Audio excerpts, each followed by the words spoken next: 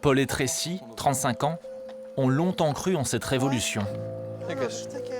Il y a un an, ces deux commerciaux criaient leur exaspération aussi face au gouvernement libanais, dans les rues de Beyrouth.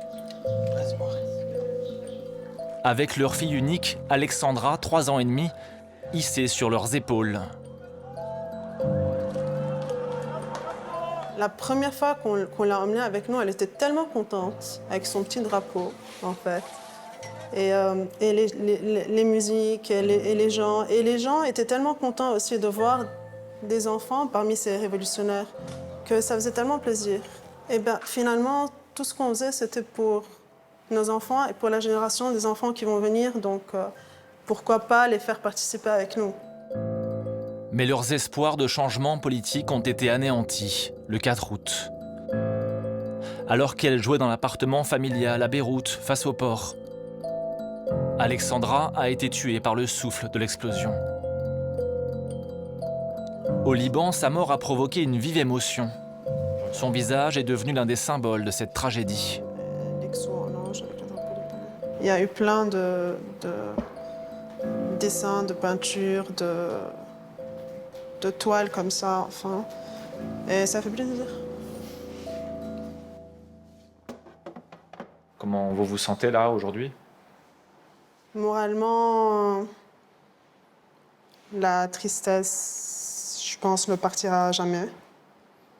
Ça cicatrise petit à petit. Je pense que ça va prendre pas mal de temps quand même.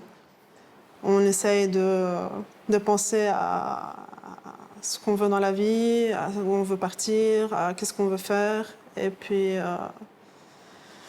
voilà. Vous vous sentiriez d'aller encore manifester là, vous-même? Ou vous n'avez plus la force?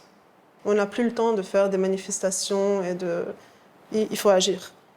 La rage qu'on a et cette envie de sauver ce pays et de changer ce pays, on l'a toujours eu. On a toujours voulu ça. C'est juste que là, la rage est multipliée par 1 million. Est-ce que vous avez l'espoir que se tienne un jour un procès où comparaîtront les vrais coupables? Sûrement pas. Malheureusement, le fait qu'on soit dans un pays où la justice n'existe pas, parce que, comme Tracy dit, on est dans un système criminel, du coup, comment demander à des criminels de s'auto-juger? Ça marche pas.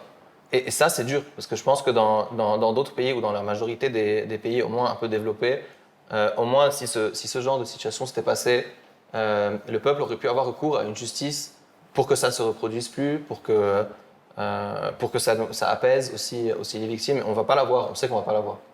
Ça, c'est dur. Paul et Tracy réclament une enquête et un procès sous contrôle international.